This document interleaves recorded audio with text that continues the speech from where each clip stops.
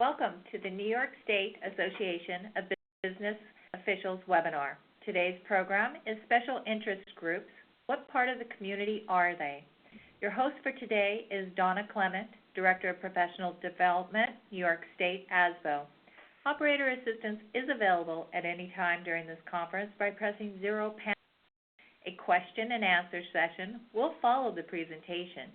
You may send chat questions during the presentation using the chat window indicated by a speech bubble icon located to the right of the presentation. I will now turn the call over to our host, Donna. You may begin. Thank you, Kathy, and welcome everyone to Special Interest Groups, certainly a topic that has information that will prove valuable to you at various points in your career. And we do have with us to present today Peter Weber, who's the Assistant Superintendent for Business at Hewlett-Woodmere Union Free School District, and Michael Sanangelo, Assistant Superintendent for the Schenectady City School District. I live in Albany. I should be able to say that easily. And thank you to Peter and Michael for working so diligently on this program and pulling this good information together. And right now, we're going to start, and I understand Peter is our first presenter. Thank you very much, Donna. Good afternoon, everybody. We believe this is a very timely presentation, given what is going on all around us in our local communities, in our regions across the state, and, of course, nationally. And hopefully today we will leave you with some good ideas and a number of things to think about as we tackle a fairly broad concept. We're looking at special interest groups, and almost by definition, each one's different than the other. So we're going to take this from a variety of different angles rather than zeroing in on one or two specifics. And since there's a link between dealing with individuals and dealing with individuals inside of groups and indeed groups as a whole, we'll be talking about the people who lead and support these groups. There's another very interesting factor that we would like you to consider, and that's why we are so often surprised when these groups suddenly appear to emerge. And finally, as we go through the presentation today, we're going to be offering you some ideas about ways to interact with these groups as you try and go ahead and work to develop your budgets and to maintain support within your community and keep programs going in these very, very difficult times. Next slide, please.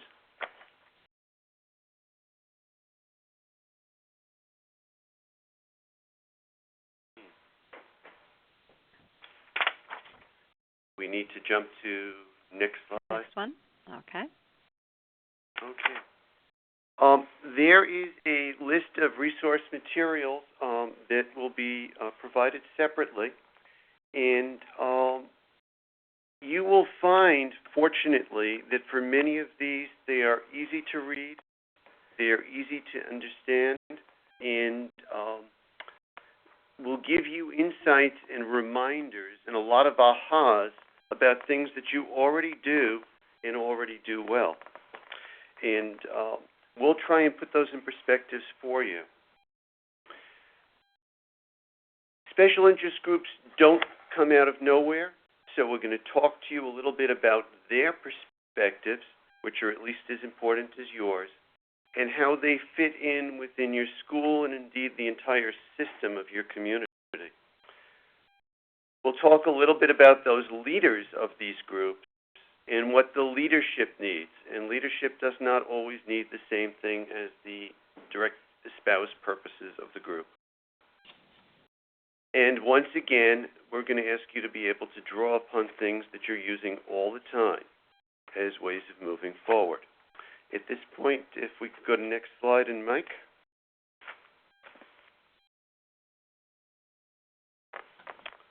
Thank you, Peter, and good afternoon, everyone. I think the next few slides that I'm going to discuss with you tries to put in perspective the environment that we are working in. Certainly, we all are working in an education finance environment. There is a lot of expenditure and revenues that go into education, and education is certainly considered to be one of the biggest businesses in the country. And because of that, in addition to that, I should say, it is also a very important function. Because of the importance of education and because of the large volume of dollars that is in education, the culture of schools is very political. And it's because of this political nature of the schools and education that we see how special interest groups can come to be and also function. Certainly one of the biggest questions that we often ask or is asked of us in education finance is certainly who should pay? And that question in and of itself, who should pay, is really a very politically charged question also.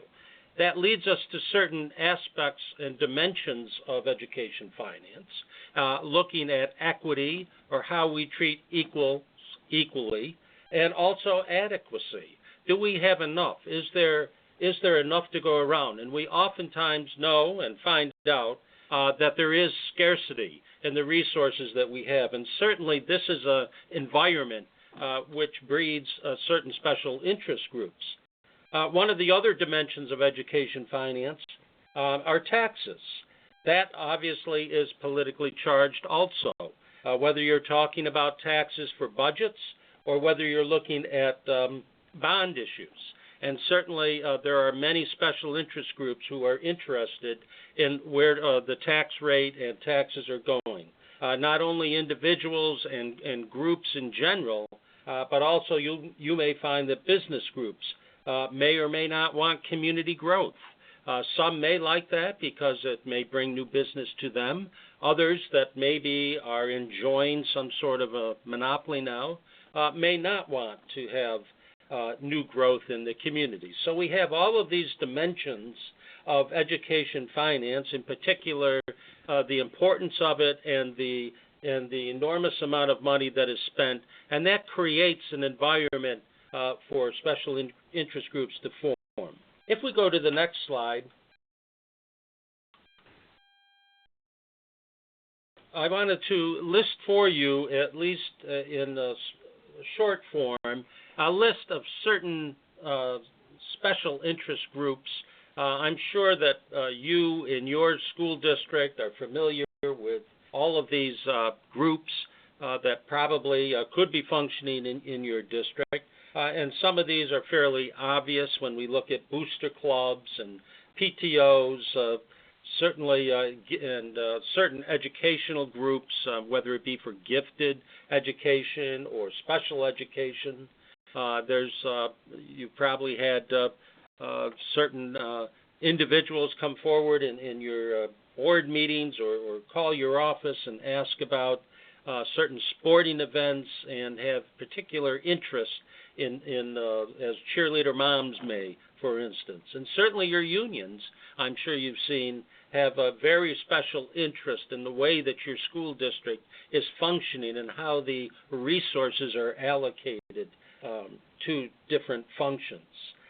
One of the things that is certainly occurring, and I know I can speak from experience here at Schenectady, is when we look at socioeconomic groups that may form. Sometimes when you have attendance zones and you're trying to change those attendance zones, sometimes you have interest groups that come out that would certainly have some concerns or questions about that. They need answers to certain questions, and so maybe these lines have been drawn in such a way that certain ethnic or socioeconomic groups either feel that their needs have not been taken care of. And so obviously this, again, provides for a very diverse type of agenda. Not only diverse, but varied and many agendas that you have to deal with. And certainly these special interest groups can be very powerful, and some are very obvious. You've probably had experience with athletic teams and football supporters. issues of what league should we be in, and how will, and sometimes it's very personal for the members of the group, because they may be thinking, how does my son or my daughter fare in this new type of league or atmosphere that the school has placed us in. And beyond that, too, there are certain aspects when you look at building stadiums, and certainly the athletic groups and football supporters will come out and have an opinion as to what needs to be done there. And it can lead to some other very, what seems to be minor items. For instance, vending machines. I know we have an issue occurring right now with the athletic groups that they want to control certain of our vending machines that are in the school district. And so the discussion is taking place with them, and they are certainly trying to make an appeal to the board and administration that they should have certain rights and access to the profits that come in from these vending machines. Other groups may form and have special interest, for instance, religious groups. And again, to use my own personal experience here, I know we've had people come to our board meetings who are concerned about textbooks that have been used, or about the sex education program that is in the curriculum here. And so all of these groups create a very, very diverse agenda for all of us, and we need to understand and learn and try to better deal with all of these agendas that are bombarding us on a regular basis.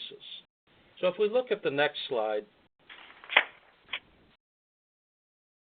on conflict, and again, I think in school districts today, conflict is just a reality. And for us as practitioners, I think we must accept it and learn how to deal with it, and hopefully we can help you with that today. You'll notice that the two main sources, again, and I've alluded to these previously, are certainly power and scarce resources. And those two items are very powerful forces that work for people or with people to create interest and to also determine, possibly, what interest groups will prevail over others. So certainly scarce resources, when there's funds available and competition available that for power and scarce resources, you can understand where certain factions or special interest groups could develop. And again, on this issue, and hopefully we can help you with some of these, but it is impossible, I believe, in today's environment and school environments for administrators to avoid the conflict or the politics that we operate under, and therefore difficult or impossible to avoid not doing or understanding how to operate with special interest groups. And so now I'm going to give it back to Peter to go to the next slide.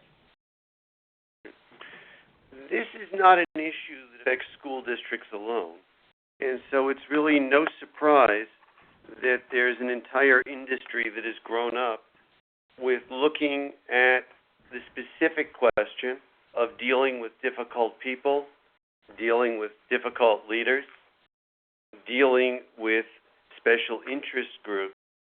And there's also a lot of literature out there that on the surface may not seem to apply, much of which you may already be aware of, but offers you some very, very powerful lessons.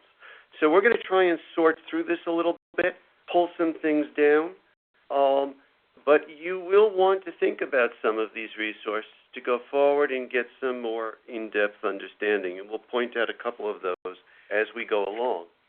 Next slide, please.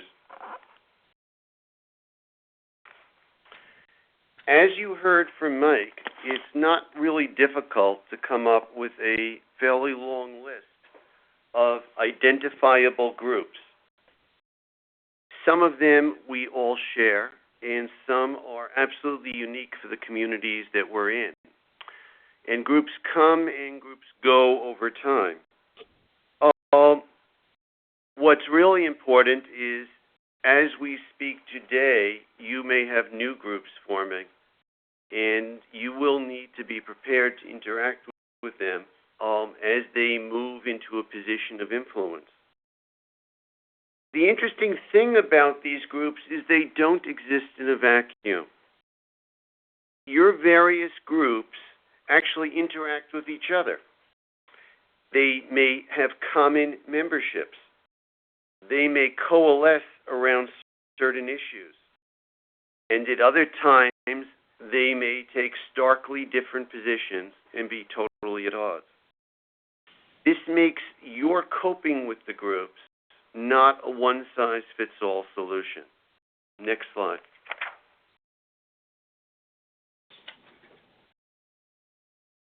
There's no shortage of definitions of what constitutes a group. And Mike put this one forward here, which is one of the clearer and more concise ones. One that I've heard bandied around here, particularly late at night after a difficult meeting, is the one at the bottom. A group of people whose ideas and plans are not the same as ours. And therein often lies the root of our conflict, when we start seeing special interest groups as them, not part of a broader us. Next slide.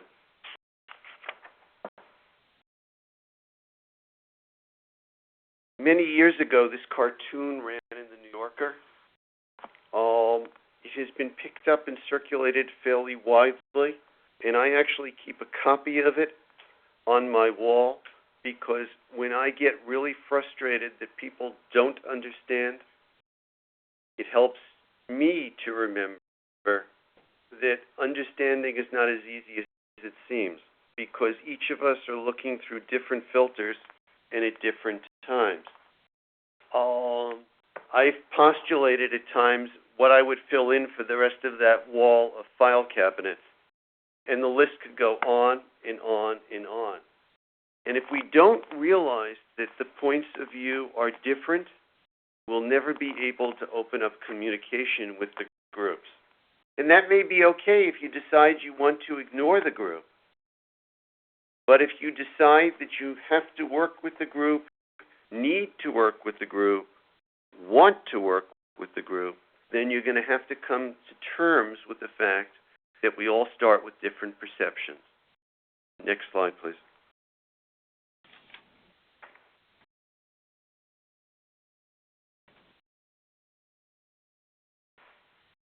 In the beginning, there's a difference between a group of people who share a particular interest or set of desires or concerns, and a special interest group that actually forms and grows as it sets out to achieve goals. Special interest groups rarely spring forth with no basis at all. And typically, there is an issue that comes up that affects one person or a very few number of people. If that issue is dealt with, there's really no reason for a special interest group to coalesce around it. And so you may have a group or a set of individuals that are looking to get something from the school or to provide something to the school. Could be just as easily one way or another. And they meet with the appropriate administrators and they decide what to do. And there's an agreement there, and there's really no need for a specialized group to form. Something seems to happen when people feel that they're not being listened to, or they're being actively ignored, or they're being belittled, or their knowledge isn't valuable. And that may provide the catalyst that starts the growth of a group. When researchers look at this, they talk about both individuals and groups operating in a comfort zone. And if you think of one of your elementary PTAs, for example, they may operate for months or years happily doing the things to support the school, providing special functions for the kids, supplying field trips, providing food, helping out on the field days, all sorts of things like that. And yes, they're a special interest group, but they're operating in what we would term their zone of comfort. Issues begin to arise when people or a group get pushed out of this zone of comfort. And when they get pushed out of the zone of comfort, if they can't move back to it quickly, then their organization evolves in its purpose, and they feel compelled to push for change. And the change they're looking to achieve is a change in your organization. Again, you need to consider it from their perspective. Okay? So, we've all seen examples of this.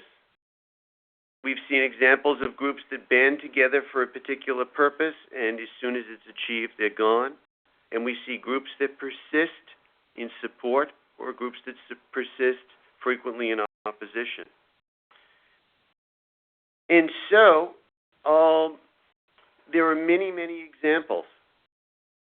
And we've seen some here where groups have rallied because they perceived a principle was weak and they wanted that principle out. We've also seen very powerful groups who emerge to support a particular program, to advocate for students. Depending on how we are able to interact with those groups, it may be a short-lived phenomenon, or it may grow into something that takes on a life of its own. Next slide.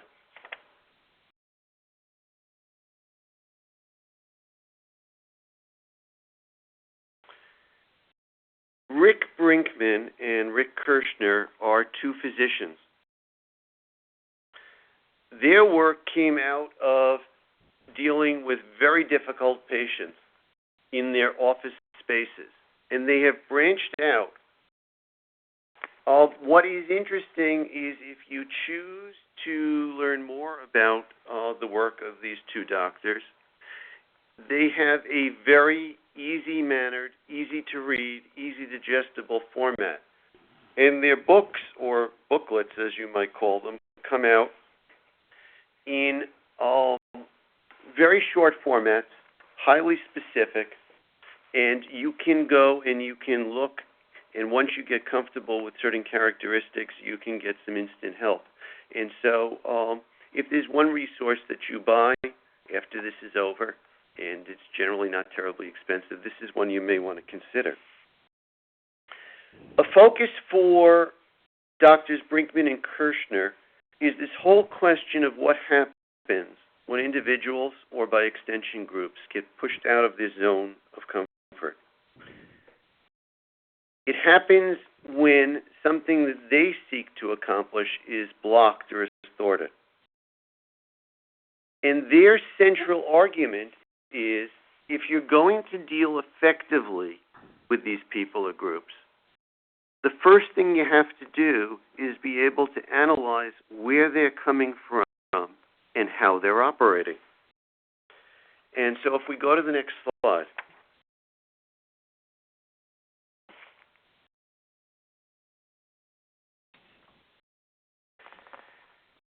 Brinkman and Kirshner look at intent and look at focus and look at behavior and how they interact. And so the one thing that we first see is if something happens to block a group from getting what it wants, it can move in one of a different number of directions. And I'm sure you can probably come up with more choices than this, but these happen to fit in fairly carefully. There are 4 levels of intent.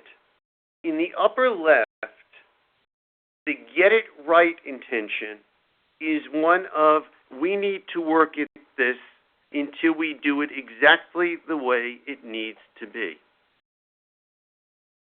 It's frequently considered to be a passive response Because if you're seeking profession,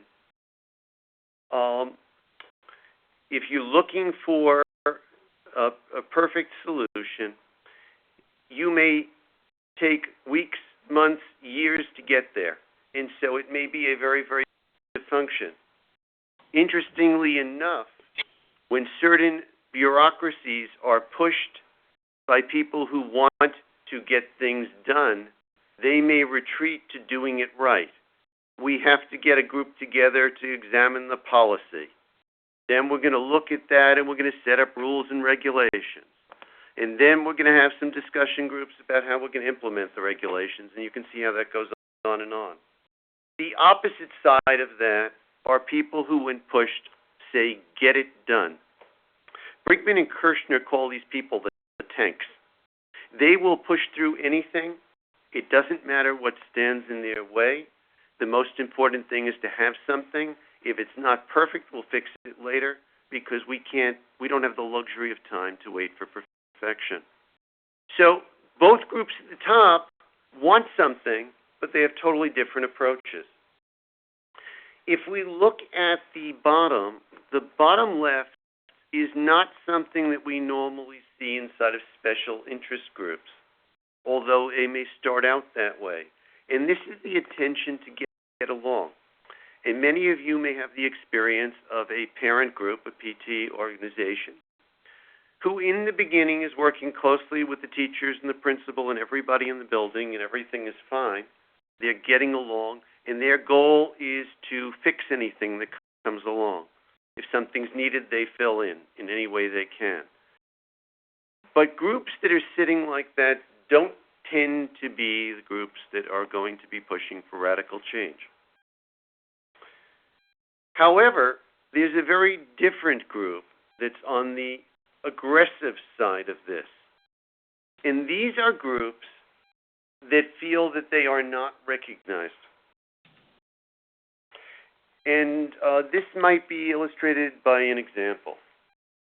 In our community, we have some very, very active sports groups. And some of them have the good fortune to have a fair amount of money. And some years ago, a group of them got together and actually did the fundraising for our first synthetic turf field, a wonderful, wonderful gift to the community. And at the time, they were thanked, and then the teams came on, and 6 months went by, and a year went by, and everybody was taking this brand-new field for granted. In the beginning, people thanked them. After a while, they didn't, and instead, more and more groups kept pushing to use the field. The people who created it saw it as useful for their particular sports. In the beginning, it was going to be boys football and boys lacrosse. Obviously, there were competitions from soccer, there was competition from the girls' teams and others. A great amount of dissatisfaction came up, and long hours were being spent trying to figure out how to allocate things. When the time came and we actually listened to why this group that had been so supportive was upset with us, it turned out that nobody was recognizing what they had done and the role they had played in producing this great resource. And a portion of what they needed was a celebration of their success. And when that came, with that appreciation, they opened up to sharing and indeed began pushing for new ways to expand the use of those fields. So appreciation is not always immediately visible, and the people who are seeking it will rarely, if ever, tell you that's what they want. And that's going to lead us to some of the next discussions we have in here. Because this is a very useful way to understand how a group may behave. And they won't always stay in one of these four quadrants. They may shift over time, or elements may shift. But unless you take the time to understand why they're behaving the way they are, your reaction to them or your dealings with them are likely to be very, very frustrating. Okay. If we can go to the next slide, and we're going to come back to the zone of comfort later on. Mike, at the start of this discussion, talked about scarce resources. He talked about tax dollars, budget dollars. When things are going really well, and there's plenty out there, it's easy to share. It's easy to let other people have success. When things get tight and tough decisions have to be made, that leads to frictions and it may lead to anger. The interesting thing about it is when people are pushed out of their zone of comfort, the response is not likely to be the logical, you made a bad decision. The response is more likely to fit in the group that we have here. The district doesn't care. I call them and nobody listens to me. Or one of my favorites, you're totally out of touch with reality. People in schools, you just don't understand the real world. And you could probably fill in quite a few more. All of these go starting from a disconnect and can escalate up to very high levels of anger. Something else that is fairly typical here is a group that changes in this way, or a new group that emerges, very, very often catches us completely by surprise. And in retrospect, we have to wonder why. So we're going to talk to you a little bit first about how groups grow, and then we're going to move back into the interaction. Next slide, please.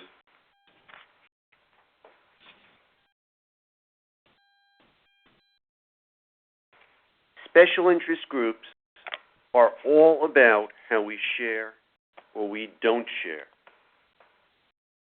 There is always scarcity, but it's a relative concept.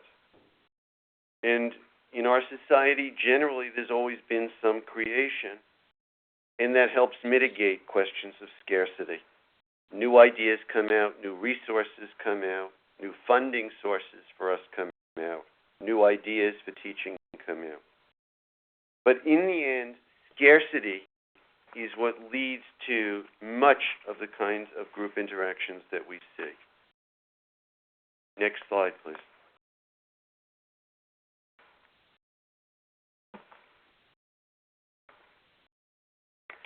For people who study the interaction of groups in a broader society or systems, there are a series of stories that are told. And one of the most famous and most salient to this discussion is known as the tale of the tragedy of the commons. And in order to put this in perspective, you need to think of a time when there were small villages across rural England. And the typical people in the villages, most of the villages were farmers, and they had their own fields. And at the center around all those fields, they would have a small village. And often in the village or right outside of the village, there would be an area of pasturage not dedicated to the growing of crops. And there was a shared understanding that those areas that were shared, people could come, they could make use of them, and they shouldn't abuse them. And that worked fine as long as there was a shared understanding. A field is a resource. And so if we think of this group of farmers who are growing their barley and growing their wheat and their other things, if they each decide to get a milking cow, and each of them pastures their cow out on this common pasture, well, they've got milk for the family. Now we think of one enterprising farmer who says, this is pretty good. The weather's been good. The grass is green. There's plenty of grass out there. There's plenty of water out there. If I get a second cow, I will have extra milk. I can make some cheese. I can make some extra income and maybe fix up my house, and my wife and I will be happier. So I think I'll get a second cow. Let's go to the second slide. Next slide.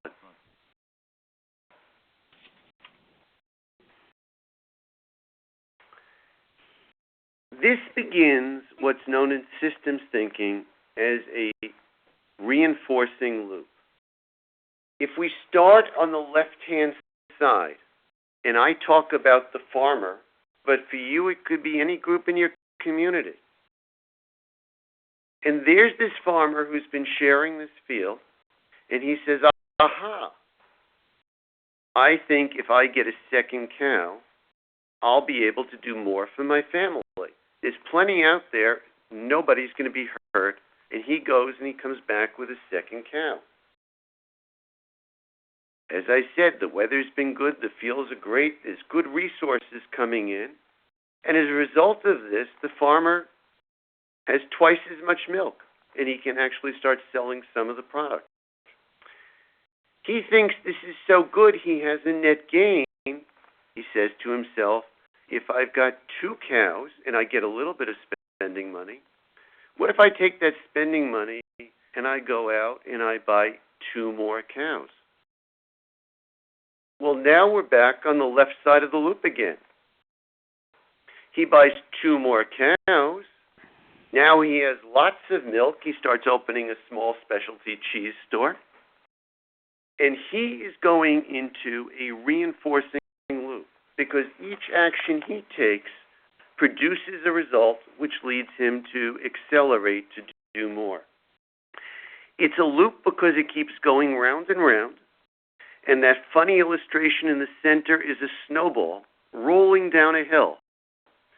And as a snowball rolls down a hill, it gets bigger and bigger, and it goes faster and faster. And so we look at this and we say there's a snowball effect.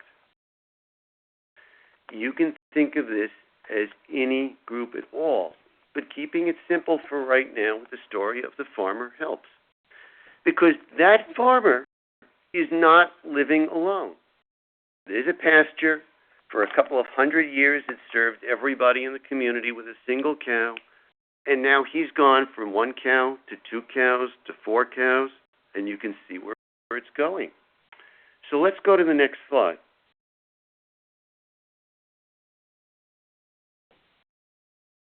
The very top of this slide is the loop we were looking at.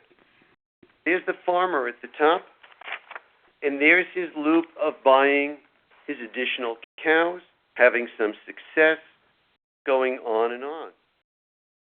But he does not live alone. And so let's leave the farmer alone for a second, because I think you can imagine where this is going. If that farmer starts putting out more and more cows, and nobody else does anything, eventually he's going to start running out of grass. Or if the other farmers say, look at him, look at what he's doing, and they all start putting cows out, then they run out of grass even faster. And in the end, the tragedy of the commons is that in many villages in England, there was overuse of the commons. And they turned from wonderful grassy pastures to piles of dirt. And the village center fell apart, and reasons for people coming together fell apart. And it had a lot to do with the decline of the small farming culture. So now let's think about this from our own perspective. Let's assume that the top loop is your special education program. It's not too many years ago. Special education is coming into a different kind of prominence, and there's new ideas that are out there, and better ways of reaching children. And the concept that these children shouldn't be hidden away, but they should be brought in, offered more services, and allowed to interact in society and in schools. So if we start at the top on the left side, there are a group of advocates in your school district, and they begin to push for some additional resources. And if we just stay with that top loop, they get these resources, and surprisingly, or not surprisingly, the students do better. And because the students do better, they celebrate it and they ask for more. Not only that, people in the school district next to you start hearing about how wonderful your program is, and they start moving in. And so you begin that reinforcing loop, that snowball that is now rushing downhill at the top of giving more and more money to special education. Now, when times are good, this is fine. And we've gone through a decade or more, or in some cases almost as much as 20 years, where we've been able to provide additional resources to special education, and it had broad-based community support. But let's look at that same loop at the bottom and assume the same loop at the bottom, same kind of reinforcing loop, is everybody else in the school district. Okay? When there are plenty of resources coming into the system, special education can get more, and the other parts of the district can get more. And as long as there's enough resources available, both groups or both entities are reasonably content. Even if one is getting more, people may see that as just and proper and really not see that as a problem or a threat. But the problem is you have these two loops, and together they meet in the middle. And as a result of their activities is the total activity for your school district, the total amount of teaching staff, the total amount of budget, the total amount of space. And there's something funny in systems. When that first farmer goes out and he buys his second cow, it really doesn't change the pasture very much because it's only one more cow being added. But over time, as there were more and more, the grass gets destroyed. Over time, when there's competition for resources in a school district, unless you can add some help to those resources, you run into the problem of destruction of community. So if we think back to that pasture, the weather was good, there was good water. Maybe they learned to add some fertilizer to the pasture, and so they had more. But at some point, there are restrictions. Maybe bad weather, maybe other forces beyond their control. We're now at a time where there are forces beyond our control.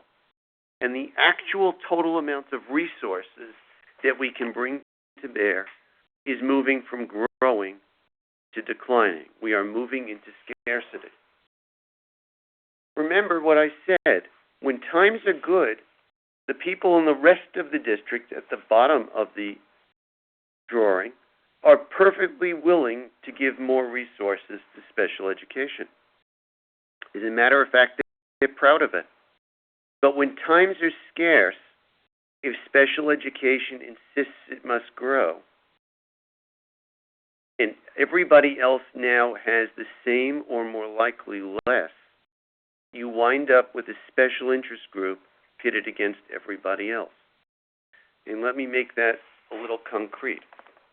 The history in my school district is that the budget for special education has increased between 8% and 11% each year for the last decade. Between 8% and 11% each year for the last decade. During most of that time, it won't be surprising, our budget went up, but nowhere near that amount. Now we are looking at a budget, and each of us looks at contingency, the possibility of no growth. And my projected special ed budget increase for next year is 12% based upon projected IEPs. I now have a special interest group that has lost some of its natural affinity with the rest of the district, and we can let it fester, or we can decide that we're going to interact. So resources are the key for when relationships begin to change in many special interest groups. Can we go to the next slide, please?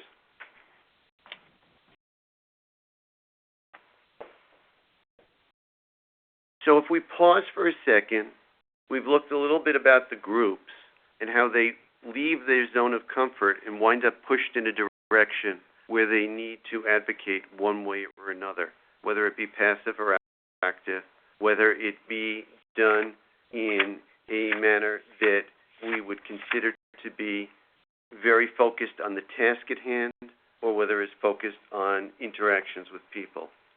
And then we look at the basis for why competition arises in a system with limited resources. And now we see that groups start to emerge, and they start to emerge fairly quickly, and we need to know why. Next slide.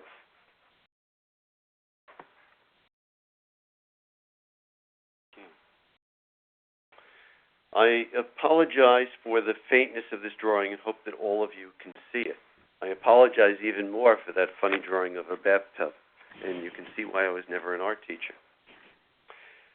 Typically, groups follow different patterns of growth, but in times of high concern, their growth may be geometric, or it may even be exponential in size. And here is the root of our surprise. If we think of a bathtub, and we have a faucet that's on, and every day, the amount of water coming into that tub doubles. It's almost a month. It's 29 days now. And water has been pouring into the tub a little bit faster each day, and it's now half full. Take a moment and think about how long is it going to take for that tub to overflow.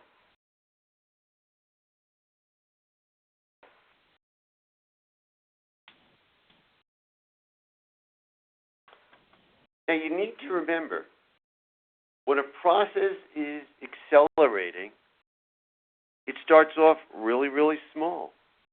It's almost inconsequential. There's 2 or 3 people who come to meet with you. And maybe there's 4 or 5 people because they bring their friends to a board meeting. Maybe they're talking at the library. But over time it grows. Because the simple answer to this is, if the tub is half full at 29 days, and the flow is doubling each day, at 30 days the tub is filled to the brink. And at a minute after midnight, the water's spilling onto the floor and flooding the house. And yet we're surprised time after time. How did this group arrive? And why is it so big so fast? And why didn't we see it coming? So part of it is an awareness of our surroundings in understanding a little bit of the process. And if you think this is just a theory, I'd like you to think of something that is very, very practical right now. Regardless of your political affiliation, you're probably aware of the Tea Party, which was almost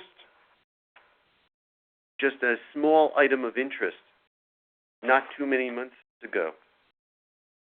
And now, the leadership of both the Republicans and the Democratic Party are scrambling to adjust to its apparent influence on the national landscape. And even a group that's not officially a group, the Independents, is being invoked by both sides. This Tea Party group didn't just emerge in time for the Massachusetts election. It's been there for a while, and it's been growing exponentially. And you may or may not have groups like that in your own district. Next slide. Now here's your conundrum. There are different groups. They're of different sizes. They have different interests. And you have a choice. You as an individual, and you as the leadership of your district, the administration and the board, or it may include your entire staff. You have a choice of how you interact with each one of those groups. Next slide. Mike, we'll pass this one over to you. Just on this slide here, on the governmental influence, I think you can see that there's a recurring theme that's been brought into this presentation, and that is the functioning of power and scarce resources and how they interact to influence the way that special interest groups operate and how we should react to them. There are probably other influences that come into play here, and I think one of the things in some of the literature that we reviewed would indicate that certainly the current governmental influence that we are experiencing today certainly has some bearing on interest groups. And the way that occurs is certainly we have seen greater interest with stimulus funds over the last year and for the next year from the federal government, and so the federal government's involvement in education is increasing. The same is true on the state level. We have seen over the last several decades a greater percentage of the total budget on average that's been picked up by the state versus the local educational institution. And so this ever-increasing strain, financial strain that we continue to feel, also the increases in the mandates that are coming along and the accountability issues that school districts are facing, it is really tough today to maintain local control of a school district. It is almost as though there needs to be some state and federal influence in order for us to operate effectively. This eroding of the local control has caused some of the citizens that used to feel very involved in their school district, it's causing them to feel, again, a loss of power, or that somehow they're not, that they are lacking in the resources that are available, and so they may be losing influence in their schools. These are the same people that possibly, these could be alienated, and are going to elect boards of education, or they're going to sit on committees that help restructure curriculum or to help pick the new superintendent. And so because of this influence on from the government and the switch from local control to state and federal involvement in a greater way, we have seen, or we can see, that there is a great influence on local establishment and educational institution, and then the way people react to that. Peter's going to take us through the next few slides. Thank you.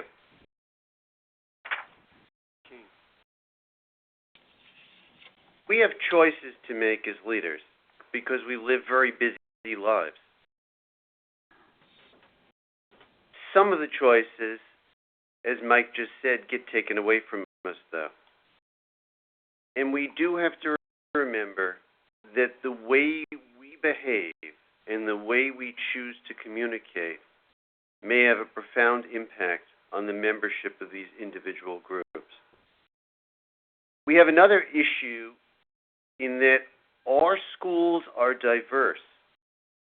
We have boards of education, central administration, building principals, staff members at all levels who may not always be giving a consistent message.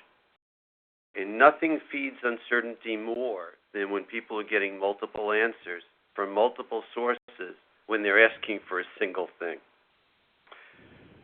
As a result, you may have seen, and you are likely to see much more manifestations of anger and anxiety. And the problem is whether people come to your Board of Education meeting, your curriculum council, your budget advisory group, or to the polls on election day, how can you meaningfully interact? Because as most of us learn in dealing with our family, when somebody is very angry or very anxious, they're not ready to listen to you. Next slide.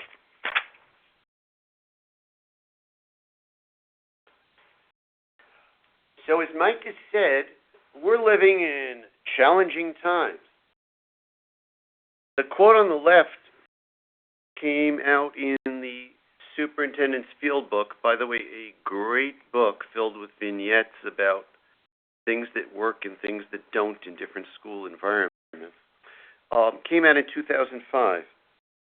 But the quote that's here is really now a stark reality today, and it's going to be with us for several more years. More and more groups are going to be clamoring for attention, and everybody is going to be scrambling to either hold on to their slice or grab a bigger slice of a pie that's rapidly shrinking. If we look at the right side, this is classic managerialitis. It is a disease I have suffered from my entire life. Someone comes to me with an issue or a question or saying that they need help, and they begin their story. And within a minute or two or three into the discussion, I'm already planning in my own mind things that are going to help them out. And at that point, I'm no longer actively listening. Or I may insert a helpful comment. I remember when this happened to me. And you know something? They don't care what happened to me. If you're not listening, you can't understand. Next slide. Now, I want to give a little example before we move on to this in terms of what not listening means. We take great pride here that when tax bills come out, angry people can call and speak to us. Our county sets our assessments, our town collects the taxes, and we are the ones responsible for doing it and looking at it. The tax calls can be difficult normally, and we work our way through that, and we listen, and we try and explain. Not too long ago, I got a call from a very angry woman of a certain age who was furious about her tax bill. And my normal reaction would have been to start giving advice for how she could go and how she could look to contest her assessment and all the different things we talk about and exemptions and everything else. But I remembered for a change and decided to listen. About 5 minutes into the conversation, I learned that she was a widow and her daughter had moved back into the house with 3 children. The daughter was unemployed. The children had various needs. And the woman calling was living on a Social Security check. And she was going under and didn't know where to feed the family. With that understanding, we were able to put different things and engage different social service agencies and bring other matters to bear. We were able to get daycare for the young mother so that she could seek a job. And I never think about providing solutions to that person if I hadn't taken the time to just sit back, listen, and not rush in with advice. There is a very interesting book, and it's written by Stephen Covey, who has an entire industry about developing the habit of highly effective people. And you may buy into some of what he does, all of what he does. You may say many of his ideas come from other sources, and he will admit to that. But you will find elements in there that will help you deal with groups in a very, very more effective way. And in his 7 Habits of Highly Effective People, in his habit 5, is a very interesting statement. seek first to understand and then be understood. It does not mean for the other person to understand you. In the beginning, it means that the very first thing you're going to do is understand where this group is coming from, where this leader of the group is coming from. What are their concerns?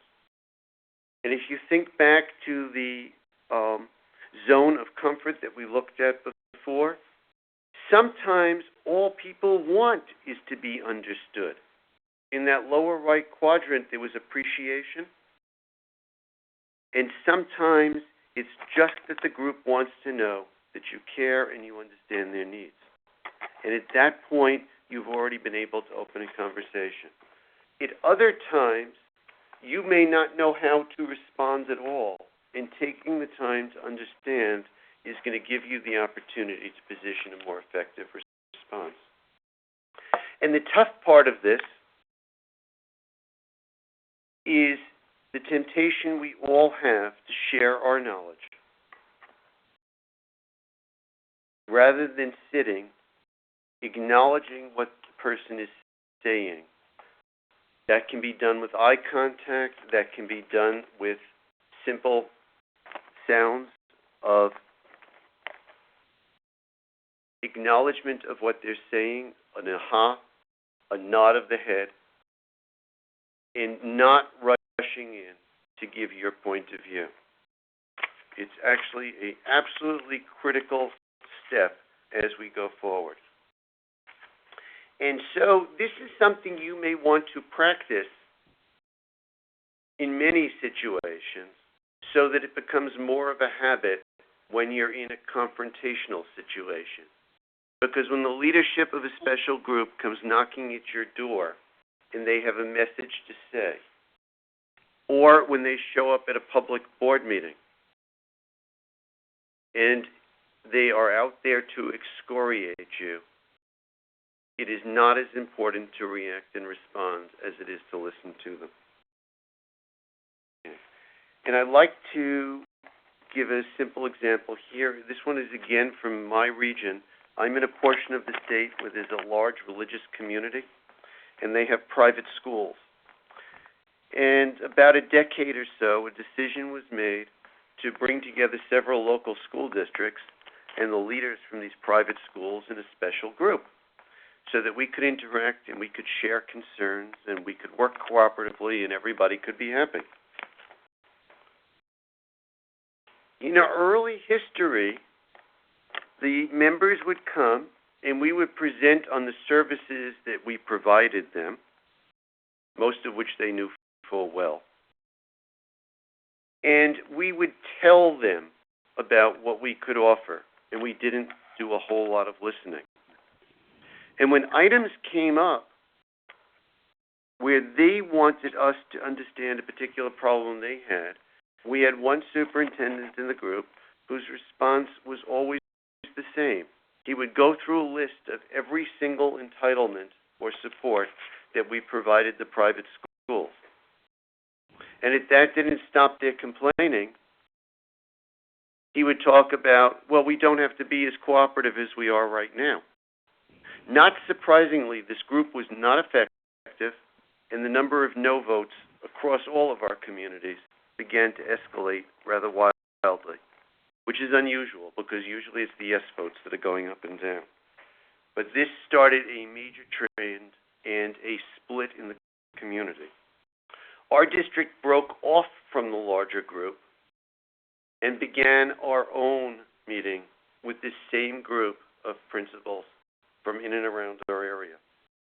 And we set up the agenda so that the private schools wrote the entire agenda in the beginning, and it was their forum, and we listened.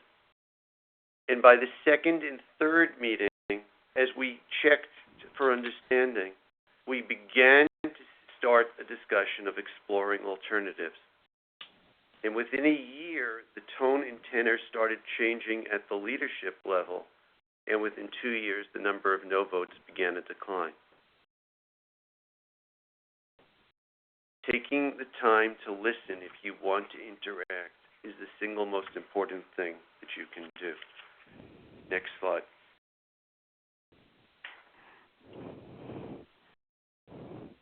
All of us have a variety of training. All of us have skills that we've learned in our lives that we can bring to bear. I've talked a little bit about attentive listening now, and I do want to remind you, just listening to somebody is not the same as agreeing with them. When you affirm that they have concerns, it's not that you're saying that you think their concerns are necessarily valid, but you are confirming that their concerns are important to them. There will come a time in most ongoing conversations where once they feel they are understood, there will be opportunities for you to be able to start explaining other points of view. And that's when dialogue can really begin. And for many of you, you have a lot of experience in this kind of dialogue, but in a different context. You deal with negotiations in your day-to-day life, whether with labor unions, whether with purchasing, whether juggling resources with your principals. And you've thought and been trained about winning at negotiations, losing at negotiations, walking away from negotiations. Okay, next slide.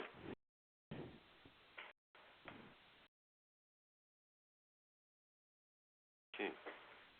But as you enter into the whole question of negotiating with special interest groups, you can't forget this whole question of zone of comfort. You can't walk into a meeting with a group that you call and begin to discuss the allocation of your scarce resources if you haven't done the groundwork, if you haven't listened closely, and if you haven't learned enough to understand where they're coming from and what their expectations are. Not because you want to give in to them, but so that you can with them. And I think we've all seen situations where we're at a meeting and one person on our side of the table either reacts very angrily, starts making faces, stops paying attention and starts reading material when they should be listening, and the people on the other side shut down and no longer want to have anything to do with us. So it's not just their intent and our willingness to listen, but it's our intention in response to their intent. Next slide.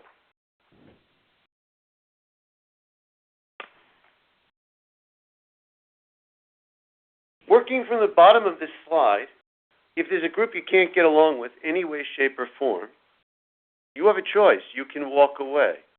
They may bring you no votes. They may bring you bad publicity. There may be negative consequences, but you may decide there's just nothing that you can do. There is no way to work with the group. But more often, you wind up in a situation which may not be called negotiations, but has the elements of negotiation, of which the worst possibility is you're talking and working with this group, and at the end of the day, both of you feel that you've lost out. You got far less than you hoped for, and that's a lose-lose. A lose-win is a passive response on your part. You're willing to give up so the special interest group will be happy and you hope it will go away, something that rarely happens. Win-lose is when you say, I've got the marbles, you're playing my game, and you're going to play by my rules. And you really don't care how they feel about it. You're going to get through it, and you're going to push through a decision. And that could be a decision to try and do a bond referendum. It could be a decision to try and close a school. It could be a decision to end a popular program. And the one that we've all been trained to aim for is win-win, and it's the one that we really think about in terms of its real implications.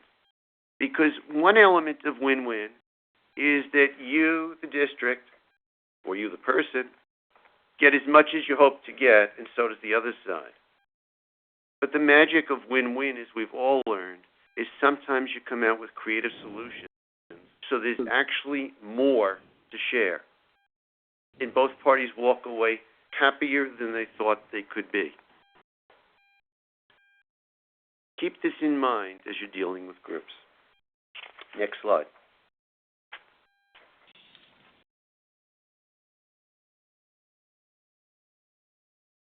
We've covered a fair amount of ground so far. And our goal here is not to tell you the one way to fix things. So as you think about what's listed on this slide, and you think about your reactions to these groups, understand the implications short-term and long-term. In an ideal sense, you will have the resources and the opportunity to bringing this group in as part of us inside of the broader school community system. It doesn't always happen. And when they're brought into the system, they may not always feel that they're staying there. And so it takes work. But that bringing in of special interest groups within the overall umbrella does not necessarily mean giving in to them all the time. Next slide.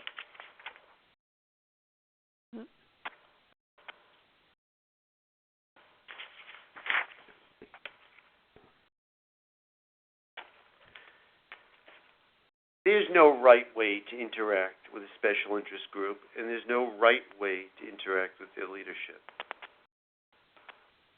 You need to make up your own list of tools, and you need to practice the skills that will help you in dealing with diverse groups. You also need to recognize that what you do won't always work. Sometimes because of what you do, and sometimes what is done by other members of your team, wittingly or unwittingly. Next slide.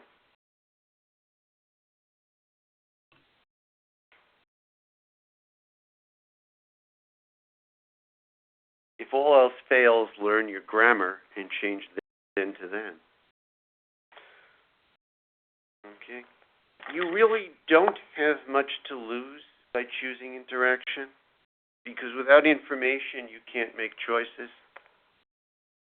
It's going to be very difficult when you're very busy over the next months and the next years to say, I don't have time for, and fill in the name of the group. But if you don't have time for, then you've missed opportunities. And you won't be able to pick the best alternative in a field where sometimes the number of alternatives keeps shrinking. Donna? Go to the next slide. I don't know whether you've got some additional examples that you'd like to bring into this.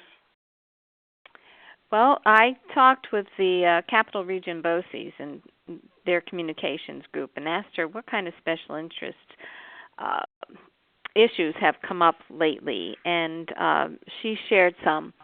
And she talked about homeschooling. There was one school in the district who someone noticed that these students, these children who were of school age, never went to school, and brought it to the attention of the district, and the district checked, and they had no homeschooling curriculum filed, and so they talked with the parents and found out that they were homeschooling their children, and they did have a curriculum and so on. But it wasn't handled real well in the news, and certainly the homeschooling special interest groups came to the board meetings, and it got a little bit out of hand, mainly because of the lack of communication or the understanding that was happening.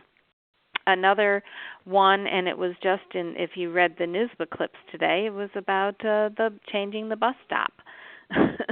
And there's a whole group of people who are very much concerned because they said even the crossing guard didn't know that there was going to be a change at that time. So the idea of not only listening, but if you're going to take any action, to communicate to people and let them know what's going on. Information is valuable on all sides, and people need to know what they're dealing with. Let's see. Another one that she brought out was the idea that the governor certainly looks at all of us as a special interest group. And we've had some experiences with that, with the lawsuit, and the governor said one thing, and then the lawsuit said, well, we need to follow through on it, and back and forth. And again, that idea of listening, that idea of communication, is it power struggles that are going on? I really think we need to take a look at the Covey 7 Habits, the Senge examples, all of the ones that Peter and Michael brought out that have to do with resources and with power. And then the last one is one of the local school districts is talking about budgets and really trying to get the community involved and weighing the pros and cons and treating it more as a problem-solving example rather than getting the group polarized, the us against them. But, okay, here's the problem. Can we list some possible pros of it, cons of it, and then what are some possible solutions? So those were some of the ideas that came out with my discussion with the communications group. Thank you very much for those, Donna, and they're powerful examples. It reminds me that back in the 1980s, there was a publication that came out called Territorial Games from the American Management Association. And in it, the author talked about how information was a tool, or more frequently was a weapon. And this was before the explosion of the Internet and other communication devices. And if you go and read similar information in books now from the same organization, they talk about how in the flood of information that's out there, it's incumbent upon leading organizations to get out the important information, which goes right back to Donna's point. There may have been a need to change that bus stop, and it may have been a big safety issue. But if it isn't communicated in all the noise that goes out there, we're left right back with the concept, this is a district that doesn't care. They don't care about our children. They don't care about us, and we'll show them. A very powerful lesson in the kinds of things we need to do well. At this point in time, we've left about 15 minutes, and there are going to be other powerful examples from outside in the field from our listeners today where you can help teach us, or there may be questions that you have on approaches. And so Mike and Donna and I are here to help you. Okay, and Kathy, if you'll remind our participants on how they can ask a live question. Ladies and gentlemen, at this time we'll conduct the question and answer session. If you'd like to ask a question, please press 7# on your phone now, and you'll be placed in the queue in order received. Please listen for your name, be announced, and be prepared to ask your question when prompted. We're now ready to begin. Okay, and while we're waiting for a call, or if you'll key in, give us some examples of maybe the special interest groups that you have in your district, or some issues that have come up in the past, or is there anything brewing at this time? I know there was a school this was more of a bond issue, and they really needed help with their buildings. And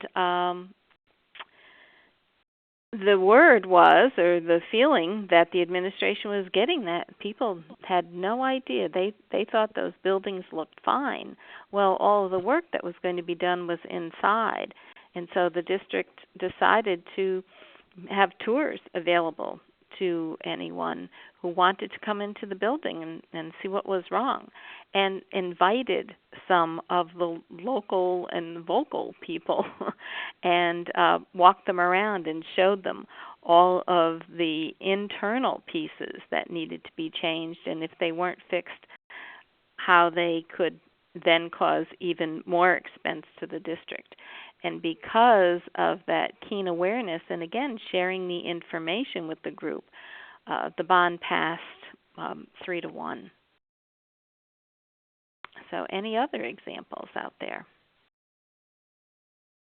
Donna, this is Mike. While we're waiting, I can share an example from Schenectady.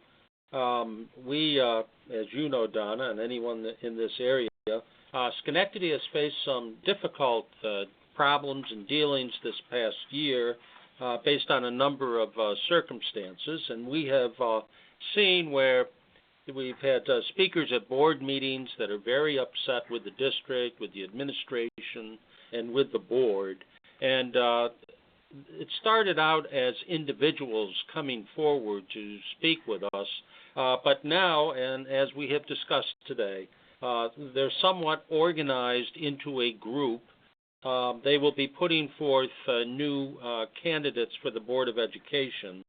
And so what we've attempted to do, at least on the administrative level, is exactly what we've been talking about. We are seeking to first understand what they need, what they want. One way that we're doing this is by starting a budget advisory group.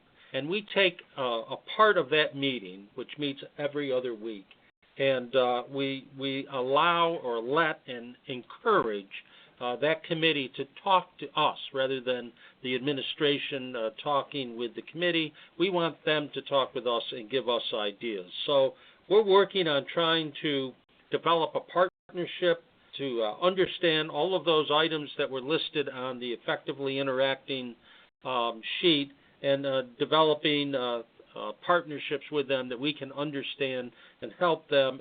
And hopefully we don't know at this point what the end result will be, but we're hopeful that if we follow some of the criteria that's been listed, that we will be successful in bringing that group on board.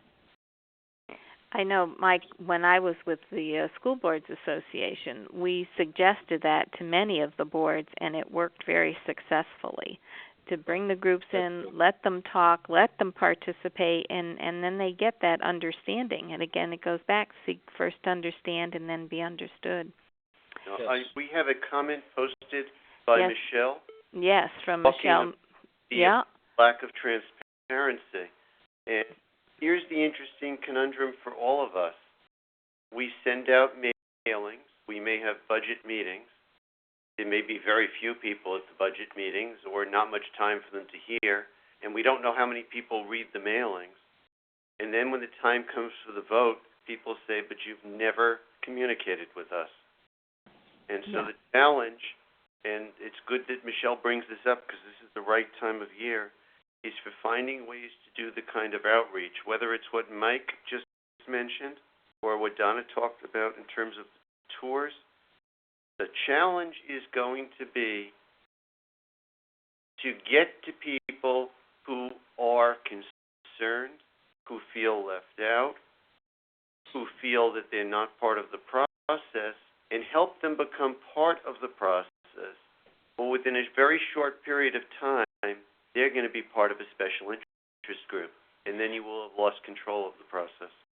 Right, and for those of you who cannot see what Michelle wrote, she said, several years ago, our district had a very vocal group of taxpayers that made life miserable for our business manager and Board of Education because they did not believe that they were being transparent with the financial matters. As we've all pointed out, lack of communication was the main issue. And I know during budget time, all of you work so hard and you're out so often to try and get the information to as many people as possible. One thing that I found was that many times school districts are looking to have people come to the district to hear the information, and the suggestion is to go to them. And one of the things that I always promoted was you don't just go to the community at budget time. You go out at least 4 to 6 times a year and say, these are the things that are happening in the district. We'd like to hear from you what your concerns are. And if you keep opening that dialogue, then you do wind up with credibility, and people do understand the issues that are out there, and they do feel that there's more transparency because you're telling them the good things that are happening. You also share with them some of the things that aren't going so well and what your plan is to try and help that. And if you keep going out to your community, out to the firehouse, out to the civic organizations, out to the senior citizens on a regular basis, then they have more trust, they have more confidence in you. But if you just go out at budget time, people will be listening, but they don't have that feeling of closeness or acceptance of your information or the trust that's needed in so much of communication. Anything else?